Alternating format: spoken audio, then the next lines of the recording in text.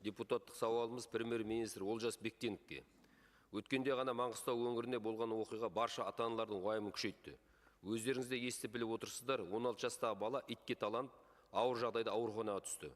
Біреулер қазір ештеңеге таң қалуға болмайды, онда тұрған не бар деу мүмкін. Бірақ мәнісіне терең үңілсек, бұл оқиға бірнеше қоғамдық проблеманың бетін ашып берді. Біріншіден, итке таланған баланың жасы 16-да екенін ескеру керек.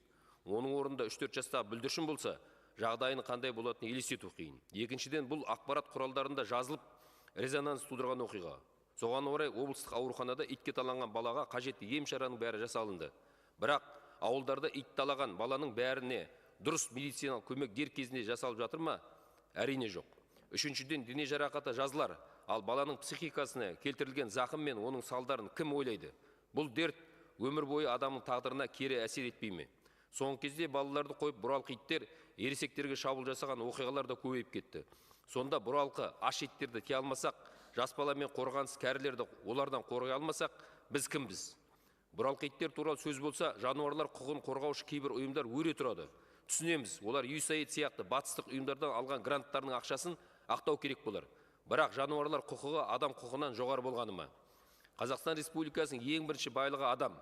Ал мемлекеттің міндеті әуелі ер азаматтың бейбіт және қауіпсіз елде өмір сүруіне жағдай жасау. Тағы да қайталап айтамын, адамның қауіпсіздігі бірінші орында тұруы тиіс. Осыдан жыл бұрын Алматы облысы Талғар қаласында 5 жасында ит талағаннан кейін тілі сақауланып, невралгия ауруына шалдыққан кішкентай баланың тағдырын білетін боларсыз. Оның ата-анасы қызын емдету үшін қанша уақыт, қанша қажыр, қанша қаражат жұмсады. Оны кім есептеді? Кім компенсация төледі? Ешкім. Мұндай оқиғалар ел ішінде көп. Осындай оқиғалары әлгі шетелден грант алғыш ұйымдар неге көтермейді? Неге зерттемейді? Бұралқы ауру иттердің құқығын қорғаушылар ең алдымен итке таланып ауруханаға түскен басқа емес, өз баласы деп елестетіп көрсін. Қолданыстағы заңнама аясында бұралқы иттерді ұстап, оларға стерилизация, екпе жасап, қайтадан бос жіберу қарастырылған. Бірақ мұндай практика бізді алаңдатып отырған проблеманың шешімін табуға көмектеспеді. Ресми статистикаға сүйенсек, елімізде жыл сайын 38 мыңнан астам адамды иттер қабады. Ойланып қараңыздар, сонда күніне 104 адамды иттер талайды. Ал оның кемінде жартысы 14 жасқа дейінгі балалар. Бұл ресми цифрлар қорқынышты әрі сұмдық статистика. Бірнеше мәжіліс депутаттары болып, осы мәселені реттеу үшін заң жобасын әзірлеп парламентте талқылап жатырмыз. Өйткені босатып жіберген бұралқы ит қоғамға қауіпті және экономикалық жағынан да тиімсіз болып тұр. Біріншіден, табиғи тұрғыдан көбею мүмкіндігінен айырылғанымен хайуан өзінің хайуандығын қоймайды. Оның үстіне бұралқы иттердің басты инстинкті аштықпен күрес екені белгілі.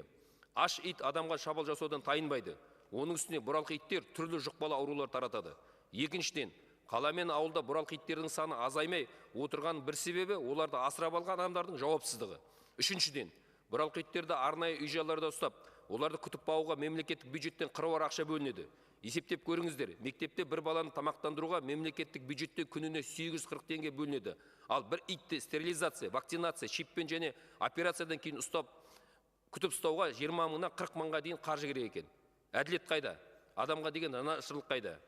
Сондықтан жануарларға жауапкершілікпен қарау туралы заңына біздер ұсынған иесіз бұралқы иттерді 15 күннен соң эвтаназия әдісімен ұйықтату нормасы гуманистік шешім деп білемін. Бұл ақш, Жапония, Израиль, Франция, Ұлыбритания, Литва сияқты әлемнің көптеген елдерінде қолданылатын әдіс. Тіпті Скандинав елдерінде Ресейден бұралқы иттер өздерінің территориясына кіріп кетсе, атып тастайды. Осыған орай қоғамда қажетсіз дау көтеріп жүрген кейбір жануарлар құқығын қорғаушылар ең алдымен адам құқығы мен адам қауіпсіздігі деген мәселені еске алсын.